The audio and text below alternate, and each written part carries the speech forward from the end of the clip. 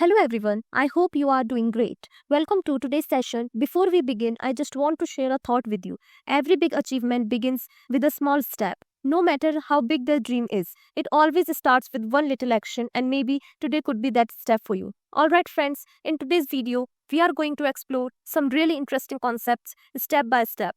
We will start with how we move from perceptrons to logistic classifiers. That's the foundation. Then we will understand what exactly a logistic classifier is. After that, I will give you a geographic view so you can visualize things better.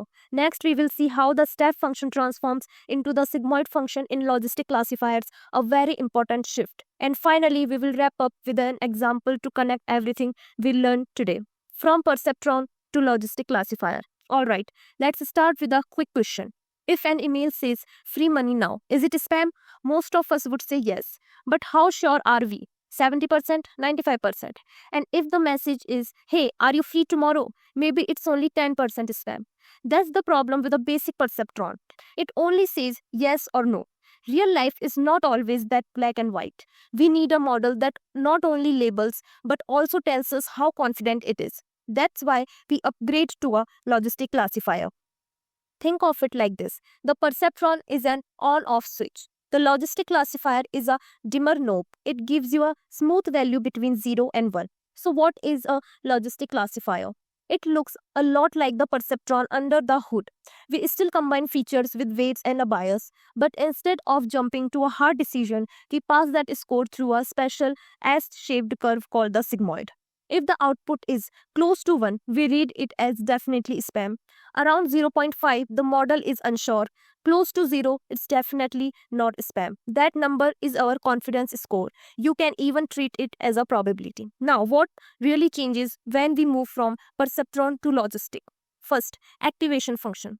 Perceptron uses a step. Anything above a line is 1, below is 0. It's a cliff, no middle ground. Logistic uses the sigmoid. It's a smooth flow from 0 to 1. So tiny changes in input create tiny meaningful changes in output.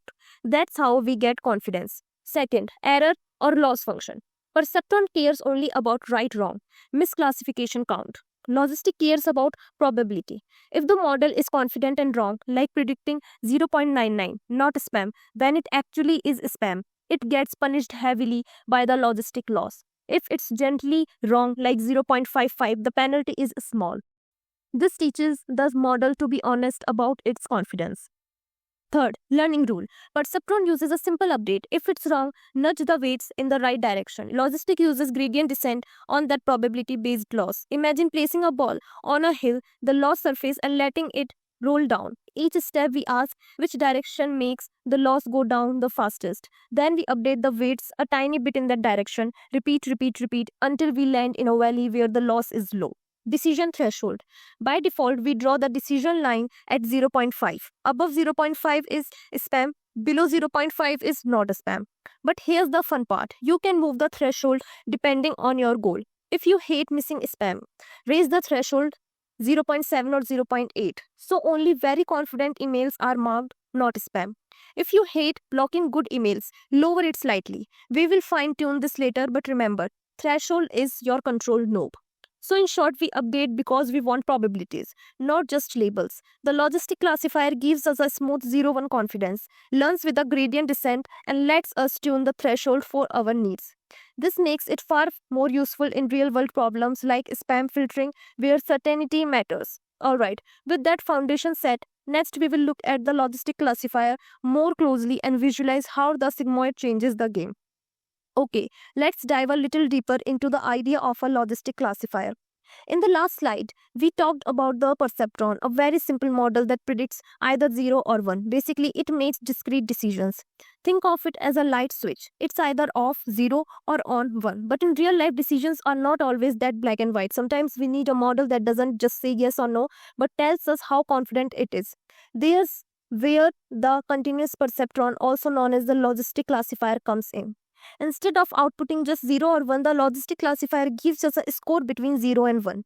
If the score is close to 0, it means the model is quite sure and the answer is class 0. If it's close to 1, it's confident it's class 1. If it's around 0.5, the model is unsure. Now here's an important point.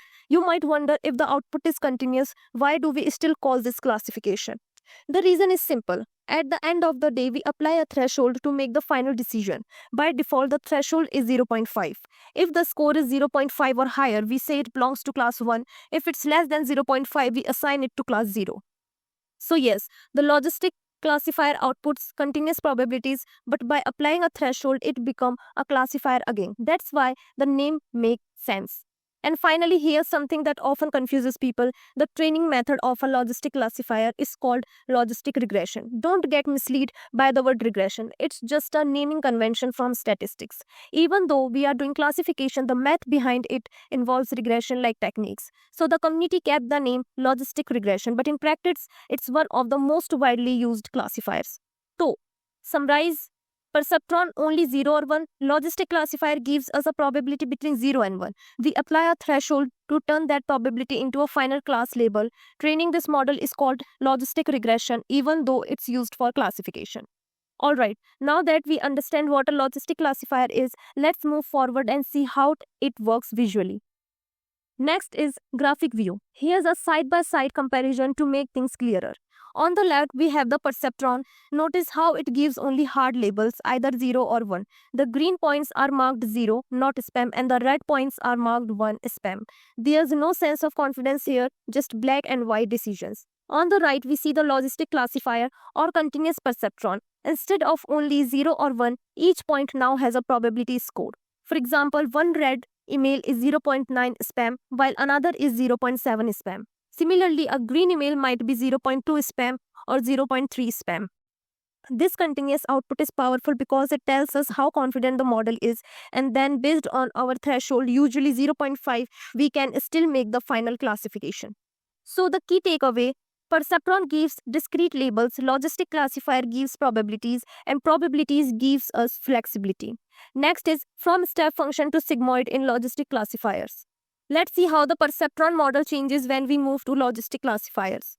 In the basic perceptron, we calculate a score by adding up the weighted word scored plus a bias. Then we apply a simple rule. If the score is greater than or equal to 0, we predict 1, meaning spam. If it's less than 0, we predict 0, meaning not spam.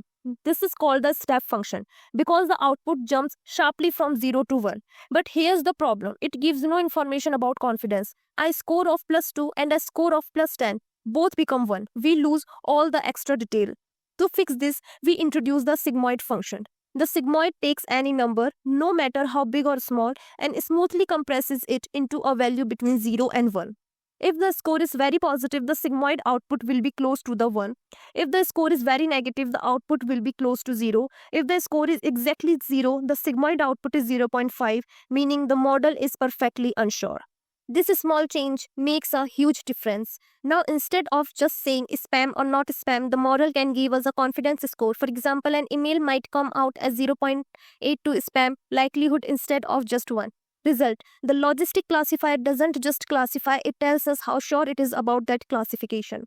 Now let's make things concrete with an example of spam detection. We will keep it simple and score emails based on just 2 features. If the email contains the word free, we give it +2 points. If it contains the word meeting, we subtract 1 point. And we will also include a bias of -1.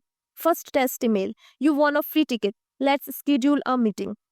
Let's calculate the score. Free is present +2. Meeting is present -1. Bias is -1. So total score is 0. Using the perceptron, if the score is greater than 0, we predict spam. Here's the score is exactly 0. So the perceptron says spam.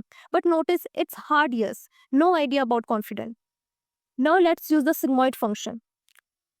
Here with that formula, we get 0.5. So the model says 50% chance of spam. In other words, it's ensure. Second test email. Claim your free reward now. Free present, so +2. Meeting absent, 0. Bias is equal to -1. So total score is 1. Perceptron, spam.